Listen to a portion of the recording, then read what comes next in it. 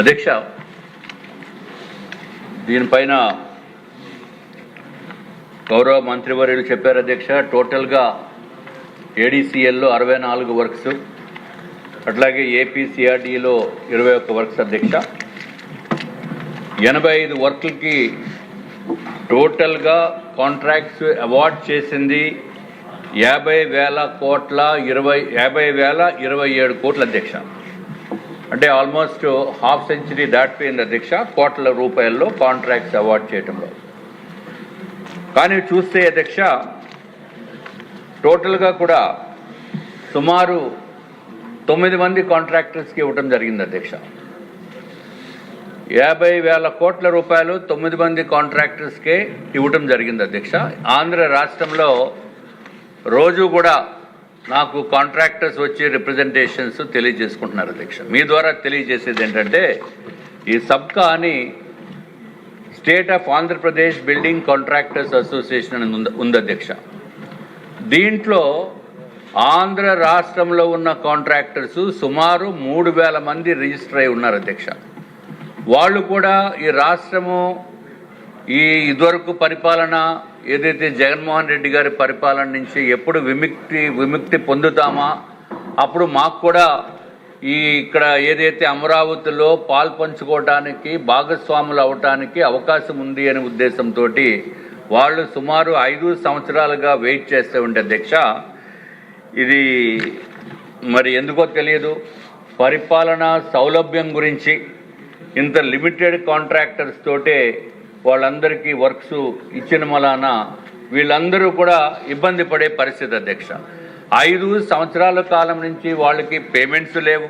ఈ చిన్న కాంట్రాక్ట్స్ R&Bలో చేసేవాళ్ళు, ఈ మిగిలిన చోట్ల ఇద్దరు కార్పొరేషన్స్లో చేసేవాళ్ళు, NREGS దాంట్లో చేసిన వాళ్ళు ఎవరికి కూడా పేమెంట్లు లేకుండా అత్యంత దారుణమైన దుర్భరమైన జీవితం గడుపుతూ వర్క్స్ ఎప్పుడు వస్తాయా అని చెప్పి వెయిట్ చేస్తూ ఆఖరికి మాకు పాల్పంచుకోవడానికి అవకాశం లేనటువంటి పరిస్థితి ఉందని చెప్పి రిప్రజెంటేషన్స్ మీద రిప్రజెంటేషన్స్ ఇవ్వడం జరుగుతుంది అధ్యక్ష. మీరు అనుకోవచ్చు ఎంతసేపు ఈ కాంట్రాక్టర్స్ విషయం ఏంటని. కానీ నేను బిల్డర్స్ అసోసియేషన్ ఆఫ్ ఇండియాలో చాలా చురుకైన పాత్ర వహించాను అధ్యక్ష. అట్లాగే నేను ఎన్నో అసోసియేషన్స్కి ప్రెసిడెంట్గా ఉన్నాను, ప్రొఫెషనల్గా కూడా ప్రెసిడెంట్గా చేసిన పరిస్థితి ఉంది. కాబట్టి అందుకు వాళ్ళు వచ్చి మాకు చెప్తూ ఉంటారు. నేను చెప్పవలసిన బాధ్యత, వారు గోడు మీ ద్వారా మంత్రివర్యులకి ప్రభుత్వానికి చెప్పవలసిన బాధ్యత కూడా నా పైన ఉంది అధ్యక్ష. అంటే 3,000 మంది కాంట్రాక్టర్స్ ఉన్నప్పుడు కనీసం ఇక్కడ ఏదైతే పెద్ద నిర్మాణ పనులు చేపట్టారో ఈ నవరత్నాలు లాంటి కాంట్రాక్టర్స్ అధ్యక్ష పెద్దవాళ్ళు, కాబట్టి వాళ్ళకి కూడా చెప్పవలసిన బాధ్యత ఉంది. చిన్న కాంట్రాక్టర్స్కి ఏదో 10 కోట్లు 20 కోట్లు చిన్న సబ్ కాంట్రాక్ట్స్ ఇచ్చి వాళ్ళకి కూడా పేమెంట్లు ఇస్తే బాగా ఉంటుంది అధ్యక్ష. ఇది మనము ఒక 2014లో ఏదైతే రాష్ట్ర విభజన తర్వాత ఎంతో ఆనందంతో ఏమీ చేయలేనటువంటి పరిస్థితుల్లో అమరావతి రాజధాని నిర్మాణం గురించి చేపట్టిన తర్వాత ఆ జగన్మోహన్ రెడ్డి గారు ప్రభుత్వం మారిన తర్వాత అధ్యక్ష సర్వనాశనం చేశారు. దాంట్లో సిఆర్డీఏలోని దీంట్లో చేసిన వాళ్ళకి కూడా అధ్యక్ష ఏపీ సిఆర్డీఏలోని ఏడీసీఎల్లో చేసిన కాంట్రాక్టర్స్ కూడా చాలా ఇబ్బందులు పడ్డారు, దాంట్లో డౌట్ లేదు. రోడ్లు వేస్తే రోడ్ల పైన ఉన్న గ్రావెలు మెటల్ కూడా దుబ్బిపోయిన పరిస్థితి ఉంది అధ్యక్ష. ఎక్కడ నిర్మాణాలు అక్కడ ఆపేశారు, సర్వనాశనం చేశారు, రైతాంగాన్ని సర్వనాశనం చేశారు. అట్లాగే సిఆర్డీలో పనిచేసిన కాంట్రాక్టర్స్ ఎవరైతే నేను ఈ నవరత్నాలు అని చెప్తున్నానో వాళ్ళని కూడా సర్వనాశనం చేశారు.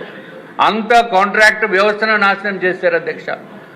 అట్లాగే ఇప్పుడు ఈ ప్రభుత్వం వచ్చిన తర్వాత మళ్ళీ ఆ కాంట్రాక్టర్స్ని అన్నీ కూడా కాంట్రాక్ట్స్ని క్యాన్సిల్ చేసి కొత్తగా కాంట్రాక్ట్స్ తయారు చేసి ఇప్పుడు కొత్తగా టెండర్స్ కింద పిలిచి వాళ్ళకి ఇచ్చారు, సంతోషం. కానీ వాళ్ళకి ఇచ్చినప్పుడు ఏ రేట్లతో ఇచ్చారు అధ్యక్ష? ఇప్పుడు ఉన్న రేట్లతో, అంటే 2025, 26 రేట్ల SSR తోటి ఇప్పుడు ఇచ్చారు. Okay, that is fine.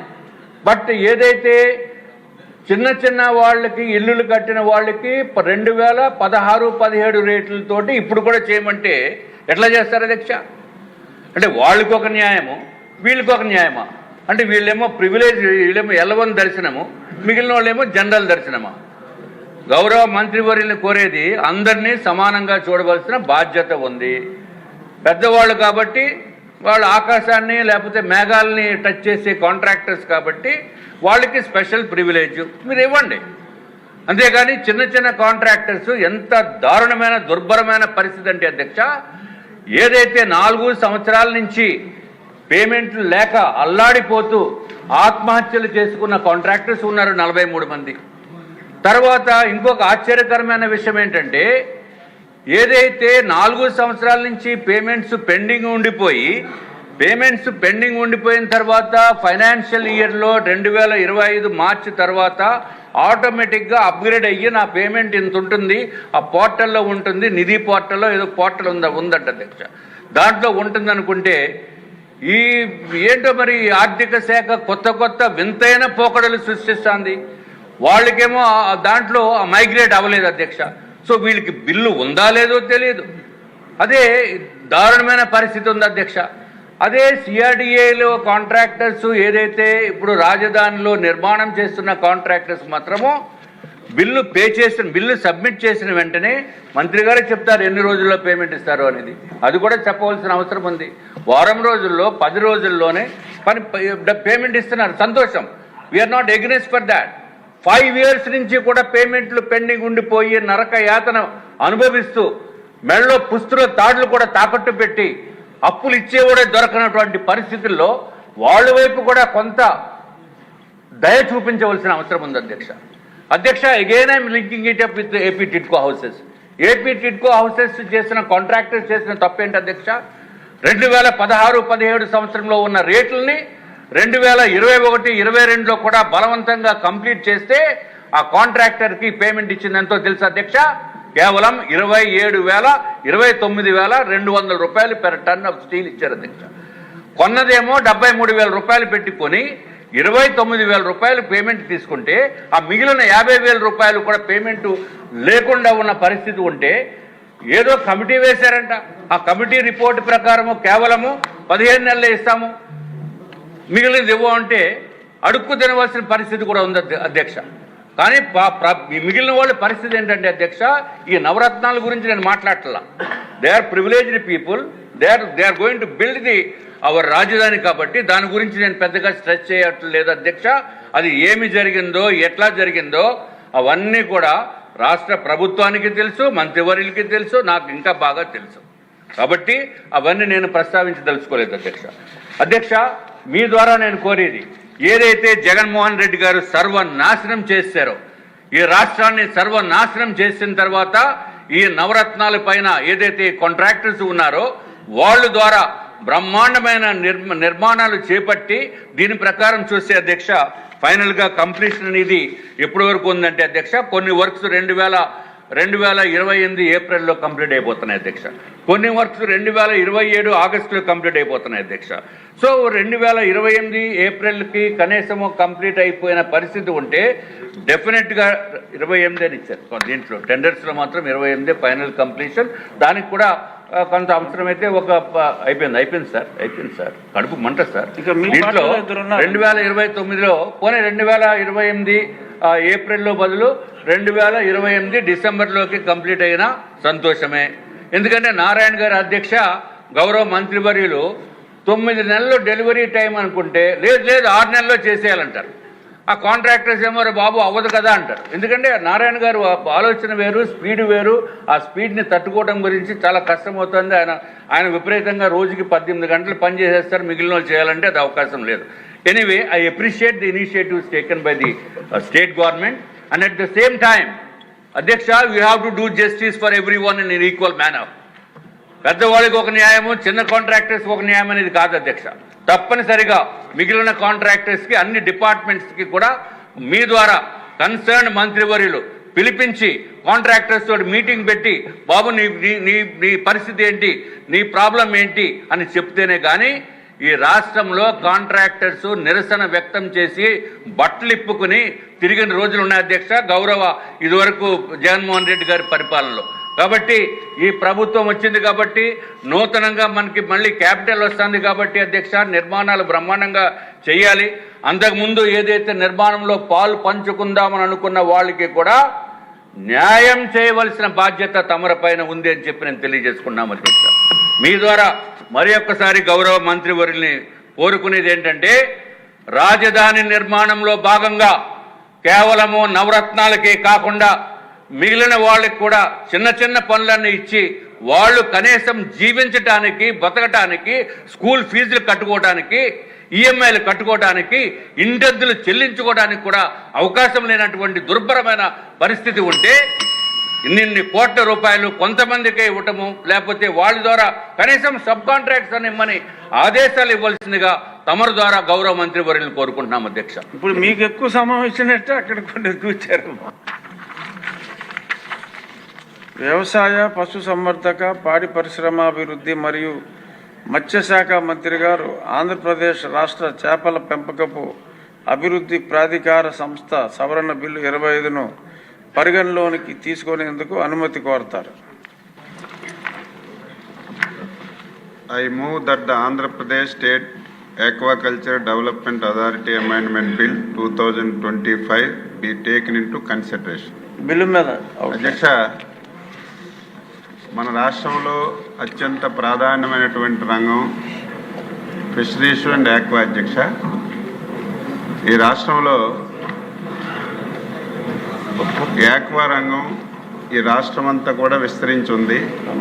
చాలామంది అగ్రికల్చర్ నుంచి ఆక్వా కూడా చాలామంది డైవర్ట్ అవుతున్నారు అధ్యక్ష. అయితే ఇప్పటికి రాష్ట్ర ప్రభుత్వం జోను నాన్ జోన్గా విభజించి ఆక్వా రంగం మీద దృష్టి పెట్టి ఈ రాష్ట్రంలో పూర్తిగా అభివృద్ధి చేస్తున్న విషయం అందరికీ తెలుసు, మీకు అందరికంటే ఎక్కువ తెలుసు అధ్యక్ష. అయితే ఈ రాష్ట్రంలో ఎక్కడ చెరువు ఉందో ఎక్కడ ఆక్వా పెంచుతున్నారో ఇంతవరకు ప్రభుత్వం మీద కూడా ఎటువంటి ఇన్ఫర్మేషన్ కూడా లేకుండా జరుగుతుంది. దీనివల్ల కూడా చాలా వరకు పొల్యూషన్ కూడా అవుతుందని చెప్పి చాలామంది కూడా చెప్పారు అధ్యక్ష. అందుకే మొన్ననే ఆక్వా రైతులతోని ఆక్వా ఆధారిత పరిశ్రమలో ఉన్నటువంటి పెద్దలందరితో కూడా మాట్లాడి కొన్ని మార్పులు ఈ చట్టంలో చేయాలని చెప్పి ప్రయత్నం చేశాం అధ్యక్ష. ఈరోజు నేను గర్వపడుతున్నాను, 14 మాసాలు అయింది అధ్యక్ష. ఈ 14 మాసాల్లో మా డిపార్ట్మెంటు ప్రత్యేకమైనటువంటి దృష్టి పెట్టి ఎక్కడెక్కడ చెరువులు ఉన్నాయనేది జియో ట్యాగింగ్ చేసి మొత్తం ఇన్ఫర్మేషన్ అంతా కూడా గ్యాదర్ చేశాం అధ్యక్ష. అయితే ఈరోజు ప్రభుత్వం నుంచి సహాయం అందించాలంటే తప్పనిసరిగా రిజిస్ట్రేషన్ అవ్వాల్సినటువంటి అవసరం ఉంది అధ్యక్ష. ఈ రోజు వరకు ఏ ఒక్కరు కూడా రిజిస్ట్రేషన్ కావటం లేదు. రిజిస్ట్రేషన్ అయితే ఏ జిల్లాలో ఎక్కడ ఆక్వా రంగం ఉంది, ఎక్కడ చేపలు పెంచుతున్నారు, ఎక్కడ రొయ్యలు పెంచుతున్నారు, ఎక్కడ స్విమ్ పెంచుతున్నారు అనేది ప్రభుత్వానికి తెలుస్తుంది అధ్యక్ష. ఇంతవరకు ఆ విధానం లేదు. అందుకే మొన్ననే ఒక డెసిషన్ తీసుకున్నాం. ఈరోజు ప్రభుత్వం కూడా